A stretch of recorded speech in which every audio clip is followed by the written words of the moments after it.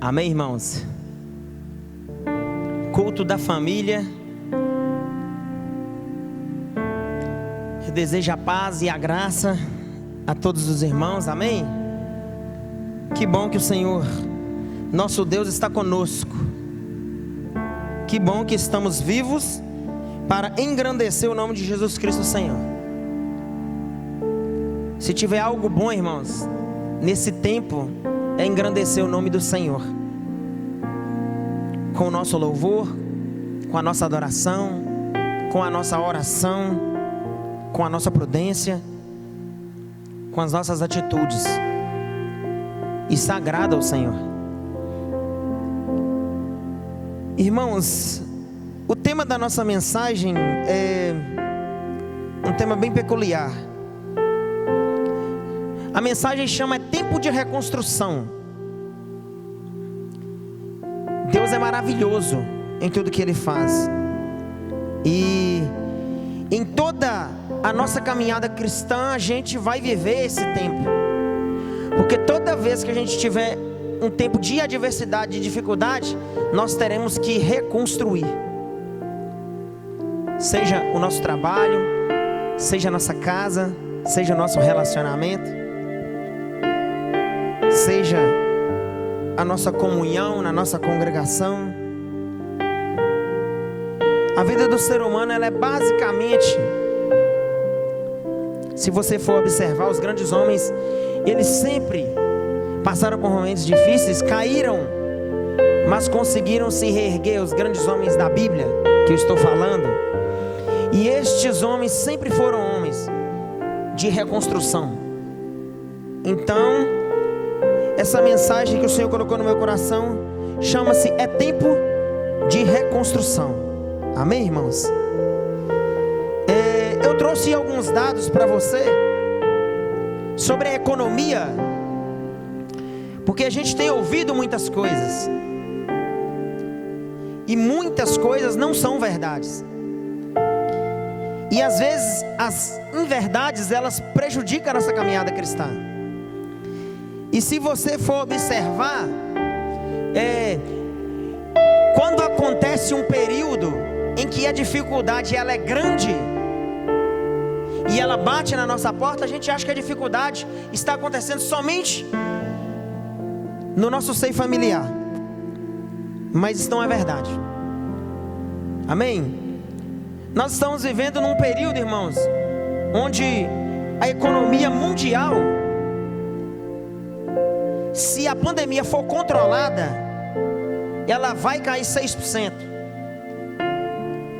Talvez você não tenha um entendimento sobre porcentagem. 6%, se tratando de uma economia mundial, mundialmente falando, eu estou te falando de bilhões, não dá nem para contar o tamanho do prejuízo. Agora, se a pandemia não for controlada, pode chegar de 7,6% a 8%. É trilhões, irmãos.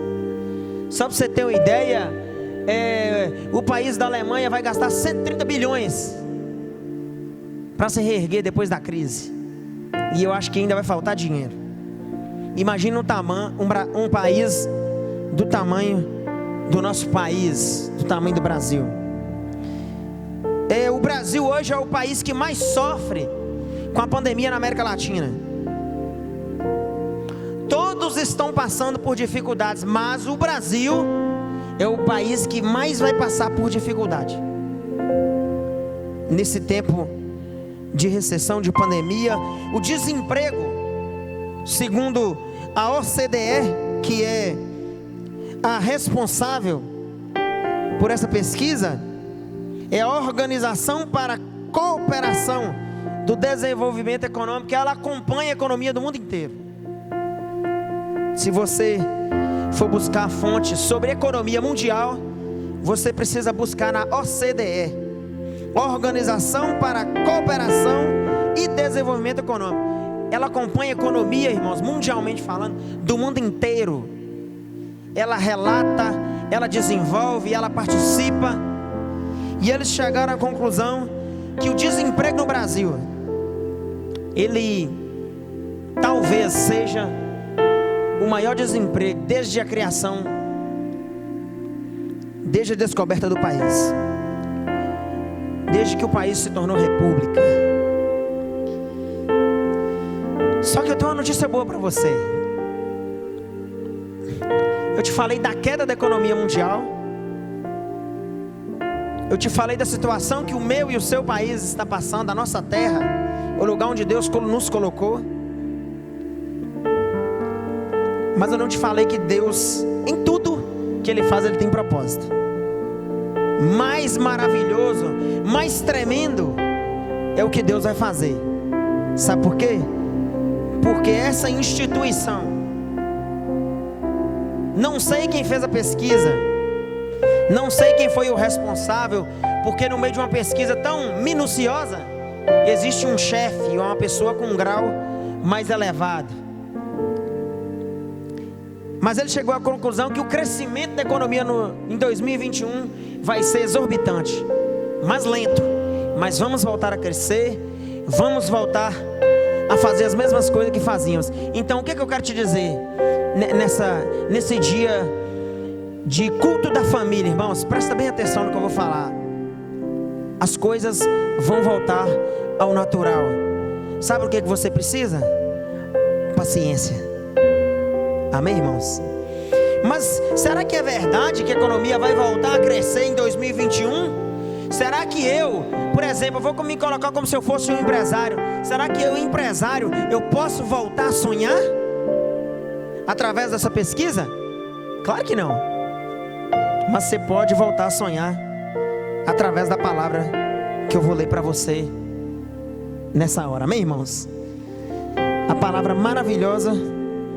De início não é o foco da nossa mensagem, mas é uma esperança que eu vim trazer para você através de Eclesiastes, capítulo 7, verso 8, diz assim as palavras do sábio Salomão: o fim de uma coisa vale mais do que o seu começo. Essa é a Bíblia do jovem. Vou ler mais uma vez. O fim de uma coisa vale mais do que o seu começo. A pessoa paciente é melhor do que a pessoa orgulhosa. Bíblia de estudo. Melhor é o fim das coisas do que o seu princípio. Melhor é o paciente do que o arrogante. Irmãos, a palavra do Senhor te chama nesse tempo a ser paciente. A palavra do Senhor nos chama nesse tempo de dificuldade a confiar nessa palavra. Já estamos indo para 4 meses de dificuldade. E o Senhor te diz nessa noite, nesse início de culto da família, você que é sacerdote do seu lar, que você entenda que melhor é o fim das coisas do que o princípio delas. Fecha os seus olhos, vamos agradecer o Senhor. Senhor, eu te dou graças, porque o Senhor é bom e o seu amor dura para sempre. Senhor, que essa palavra venha ficar no nosso coração. Eu te louvo porque o Senhor é bom, e o Senhor será bom eternamente.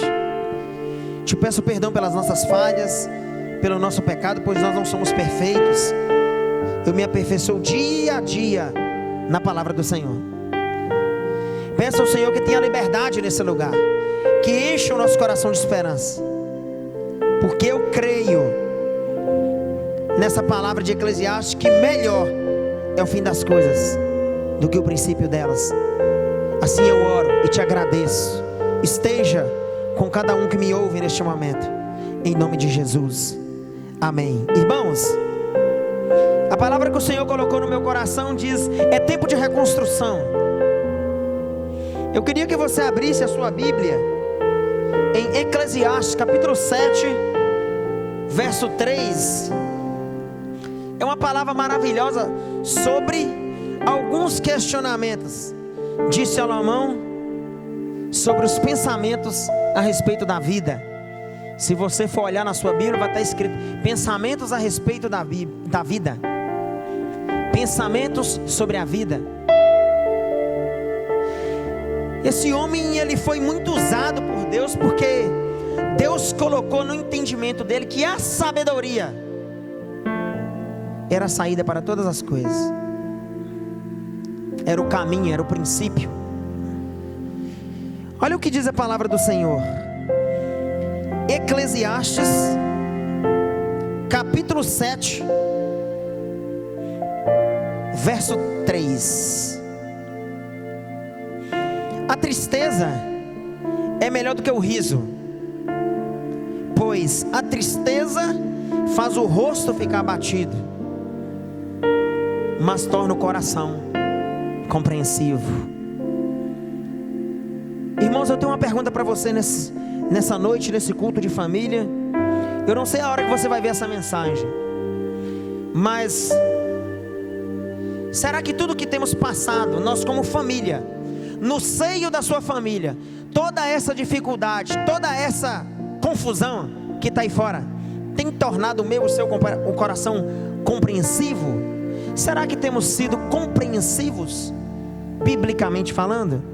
Será que a nossa caminhada cristã tem sido uma caminhada compreensiva, uma caminhada reta, uma caminhada firme? Será que eu tenho sido uma pessoa de coração compreensivo, mesmo estando abatido, mesmo estando oprimido, mesmo estando triste? A palavra te encoraja a entender que o momento de tristeza é um momento em que Deus lapida você. Se você for olhar, você que não tinha tempo para estar na sua casa, na sua família, não tinha tempo para aproveitar a sua esposa, os seus filhos, hoje você tem tempo de sobra. Está sobrando tempo. E você tem feito isso? Ou você tem que se preocupado com a mídia? Ou você tem se preocupado qual o dia, qual a hora que o comércio vai abrir para tudo voltar ao normal? A tristeza é melhor que o riso. Essa é uma palavra maravilhosa, irmãos. Se você for entender no ponto de vista de quem ministra essa palavra, quando há tristeza num ambiente é porque a terra está fértil para receber a palavra do Senhor. É por isso que ele diz que a tristeza é melhor que o riso. Ela faz o rosto ficar abatido, mas torna o coração compreensivo. Irmãos, eu queria te perguntar, quem não se entristeceu? Irmãos, se você é cristão, se você não é, se você vai ser, ou se você verdadeiramente é, eu tenho uma pergunta para você: quem não se entristeceu no dia que anunciaram assim, olha, as portas das igrejas estão sendo fechadas? Irmãos, eu creio que até quem nunca professou Jesus como Senhor e Salvador, o coração dele entristeceu. Porque a Bíblia diz que o ser humano foi feito em imagem e semelhança de Deus. Mesmo que ele não seja cristão, tem um toque de Deus, irmãos. Eu tenho certeza que ele entristeceu. Na hora que ele viu as notícias de igreja fechando, na hora que ele viu a notícia de pessoas perdendo o emprego, na hora que ele viu a notícia do emprego batendo na porta dele, o coração dele se entristeceu. Porque o meu se entristeceu, mas eu continuo firme. Meu coração continua compreensivo. Mas eu tenho certeza, dentro da minha visão de cristão, que todos se entristeceram. Não teve um sequer, irmãos, que ficou alegre com o momento que estamos passando. Deus, Ele tem feito uma aliança conosco. Ele tem cumprido a sua aliança conosco. Eu e você, a nossa família, precisamos, irmãos, estar de pé para entender de que forma que Deus quer usar a mim e a você no seio da nossa família. Eu fui desafiado essa semana a fazer um culto doméstico. Engraçado, nunca pensei nisso. Fui desafiado a fazer um culto doméstico. houve um questionamento em determinado lugar e a pessoa falou assim: você tem culto doméstico na sua casa? Irmãos, aquilo me intrigou tanto, porque é muito fácil eu vir para a igreja adorar a Deus e na minha casa não ter louvor, não ter cântico, não ter adoração, não ter vivência de palavra. É muito fácil eu ser cristão sentado aqui nessas cadeiras. Aí que ficou no meu coração foi como uma flecha: você tem culto doméstico na sua casa? Irmãos, essa palavra é para mim. Se não temos, precisamos ter. Precisamos começar. Precisamos dar o primeiro passo. Jesus precisa ser louvado, ser engrandecido dentro da minha casa primeiramente. O meu ministério, irmãos, como missionário, a minha missão, na placa está escrito Igreja Metodista Missionária. A minha missão começa dentro da minha casa. Se a minha missão não começar lá, está errado. Nós estamos indo na contramão do que Deus deixou para nós. Eu estou desafiando a você a iniciar um culto doméstico na sua casa. Eu estou iniciando a você a profetizar dentro da sua casa. Eu estou te incentivando a profetizar. Você que é mulher, que é sacerdotisa do lar, que é mãe, eu estou te incentivando a profetizar da sua casa. A você repreender aquilo que Deus não colocou dentro da sua casa.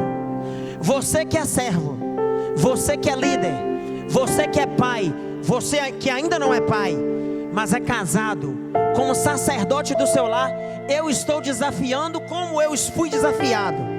Eu estou sendo desafiado também a você fazer um culto doméstico na sua casa. Jesus precisa ser louvado e engrandecido no lugar onde você habita.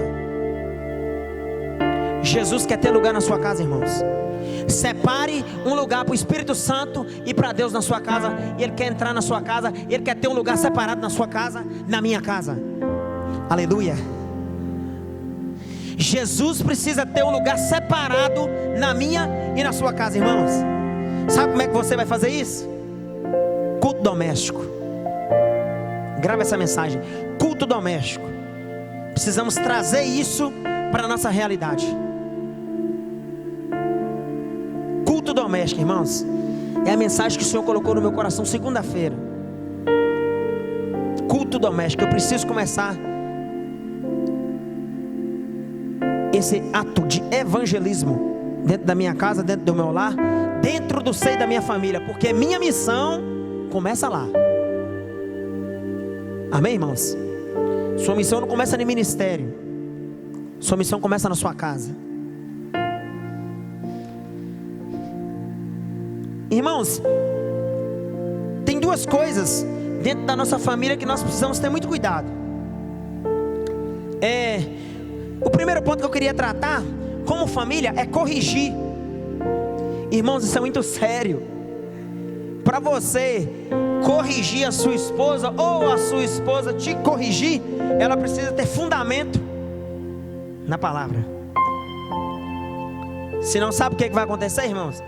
Problema, distorção, confusão, briga, separação, divórcio. Nessa sequência que eu te falei.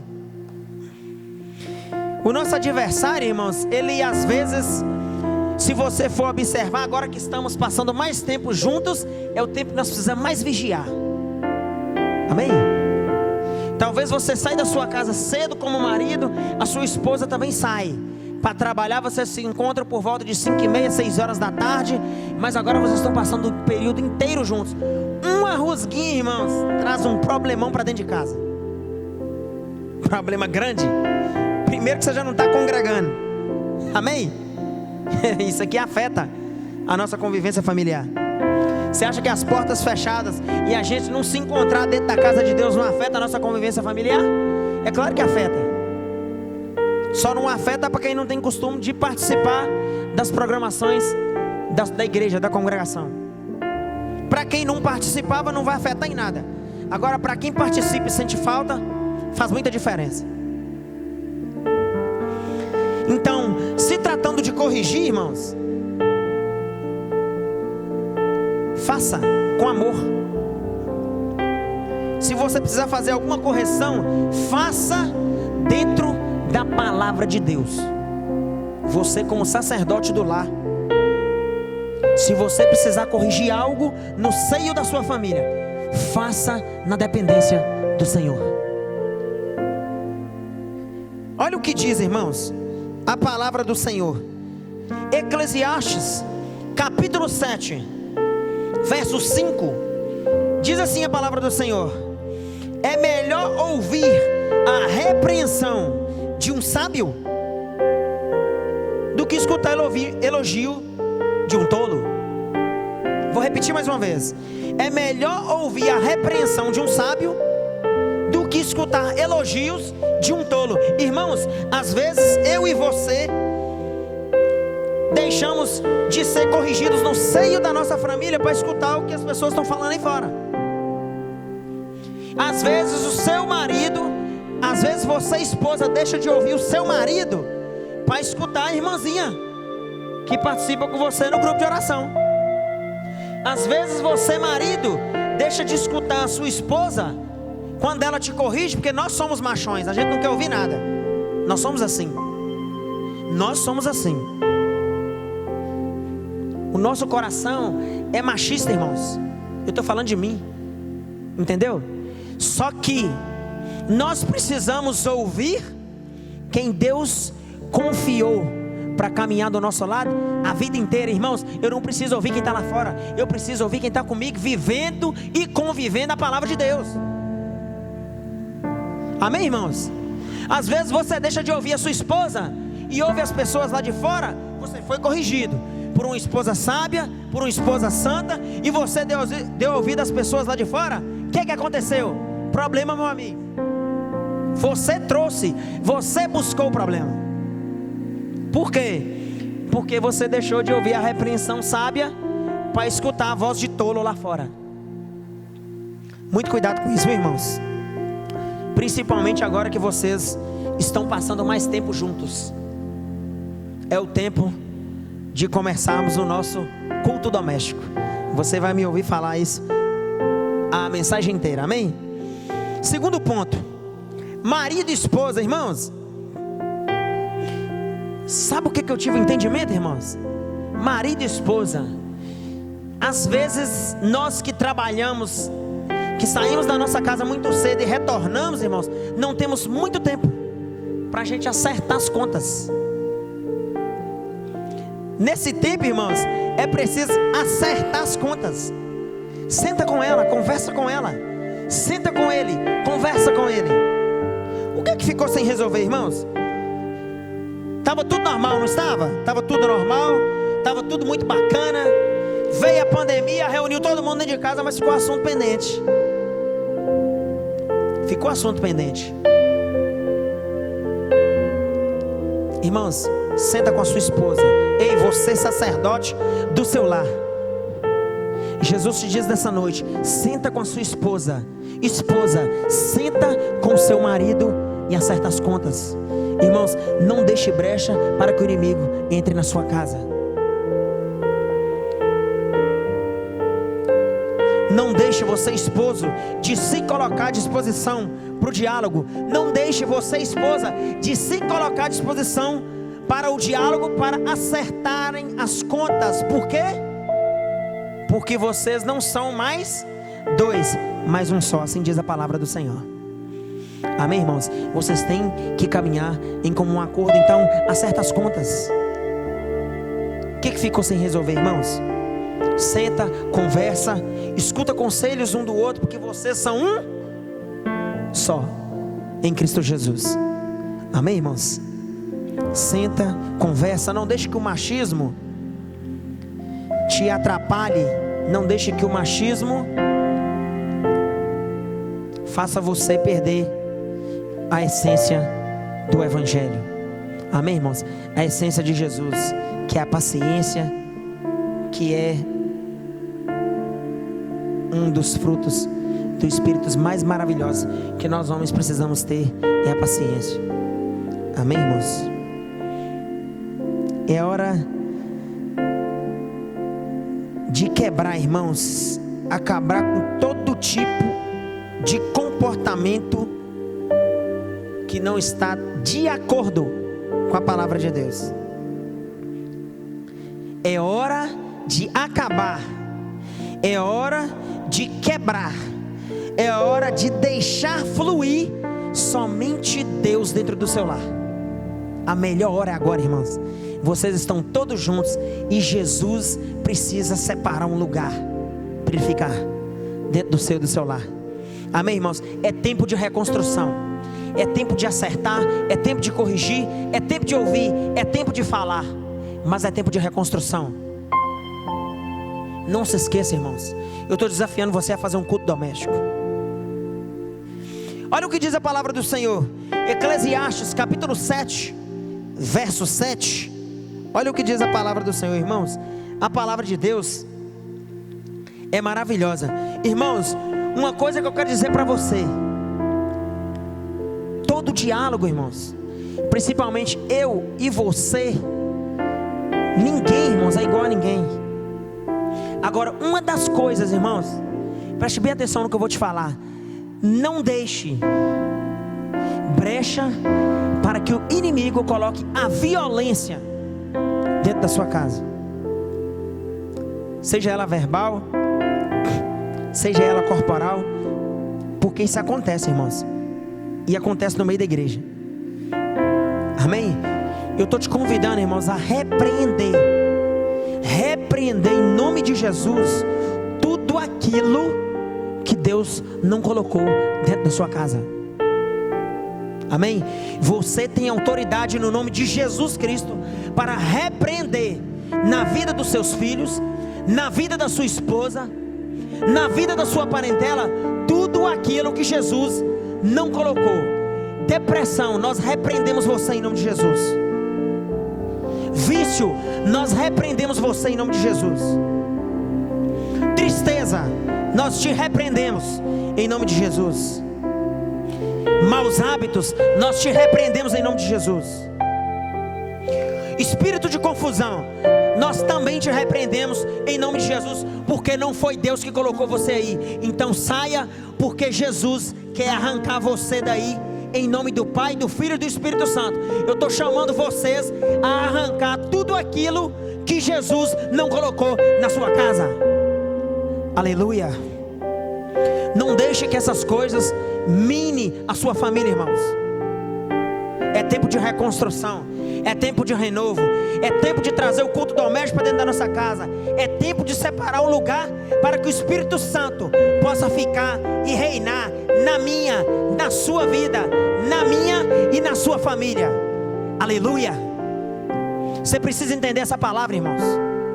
Salomão deixou essa palavra para reconstruir lares, para reconstruir pessoas, para reconstruir lugares onde o Senhor Jesus quer habitar, quer morar e quer ficar para sempre, que é na minha e na sua vida. Amém, irmãos? Eclesiastes capítulo 7, verso 7 diz assim: quando o sábio usa a violência, ele se torna um tolo. Irmão, se você já usou, ou usa, ou pensou em usar de violência, seja ela verbal, seja ela corporal,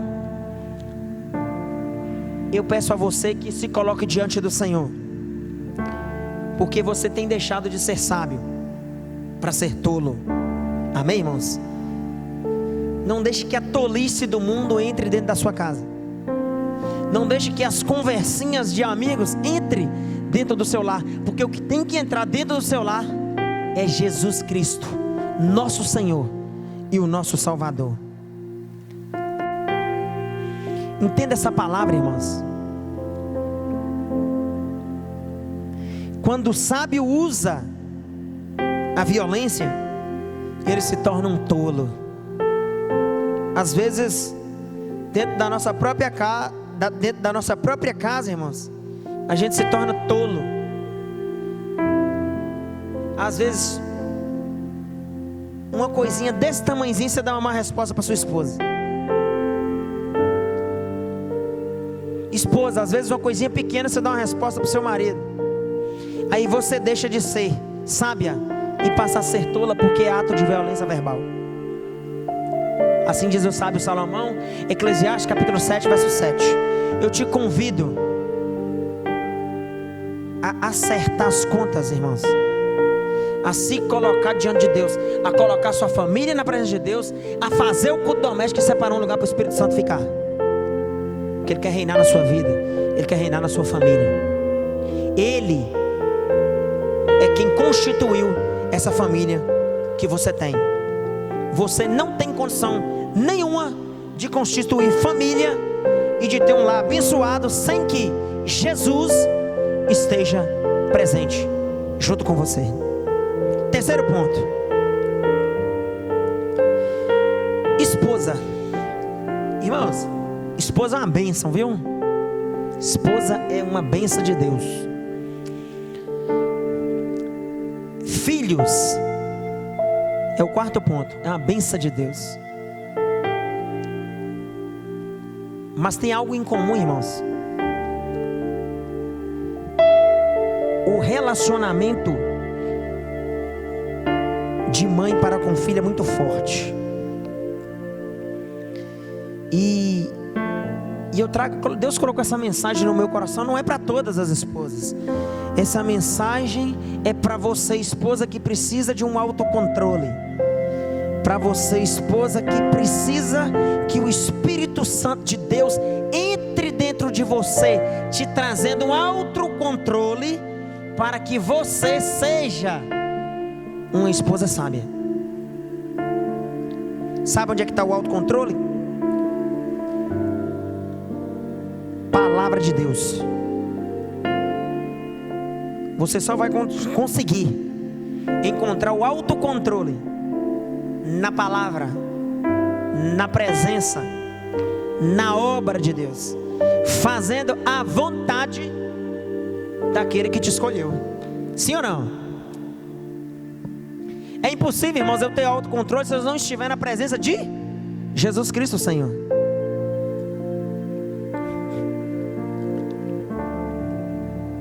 Peça a Deus que te ensine a controlar o seu gênio. Amém, esposa? Você que não tem autocontrole, você que às vezes sai um pouquinho da linha, quando você percebe, você já falou o que não deveria ter falado. Peça ao Senhor. Você, filho, que tem um gênero altivo, que é aquela pessoa mais fervorosa, você que tem um gênio mais forte. Primeiro eu falei para a esposa, agora eu estou falando para o filho, que tem um gênio mais forte. Você se conhece, não é verdade? Quem te conhece melhor do que você é só Deus que te criou. Agora você se conhece. Peça a Deus que controle, peça a Deus controle sobre o seu gênio forte, esposa e filho, para não trazer problema, porque existe um líder dentro do seu lar, e não é você, não é o seu filho, é o sacerdote que foi escolhido pelo Senhor. Então controle o seu gênio.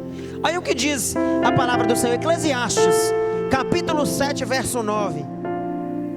Não alimente o ódio. Irmãos, essa palavra é tremenda. Eclesiastes capítulo 7, verso 9. Controle sempre o seu gênio. É tolice alimentar o ódio. Então você que tem gênio forte, controle o seu gênio. Filho, você tem gênio forte? Controle, porque dentro da hierarquia do lar existe um só líder.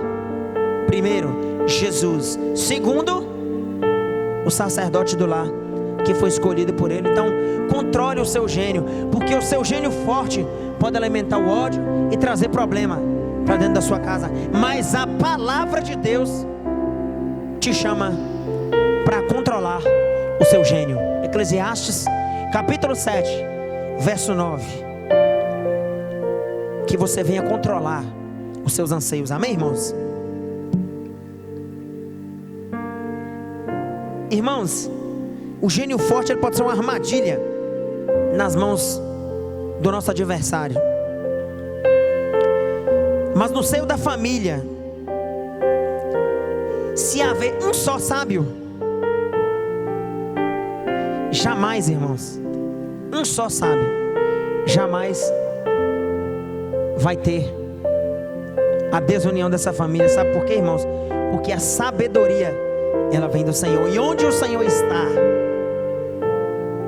reina a paz, a alegria e a esperança. Amém? E gostaria de encerrar lembrando e te desafiando a fazer o culto doméstico. Eu tenho certeza que você que experimentar, se um dia você experimentar, você vai experimentar coisas maravilhosas da presença de Deus. Culto doméstico é o desafio para você. Por que é um desafio para você? Porque é tempo de reconstrução, é tempo de mudança. Jesus quer entrar na sua casa, quer fazer morada, e você precisa separar um lugar para Ele. Faça o culto doméstico, experimente, tente. Amém, irmãos? A gente vai trocando ideias, e eu vou experimentar esse culto. Vou separar um dia para o Senhor. Está fervendo o meu coração, e eu tenho certeza que coisas boas, maravilhosas, vão acontecer na minha e na sua casa. Irmãos, a conclusão que eu tive de toda essa palavra é: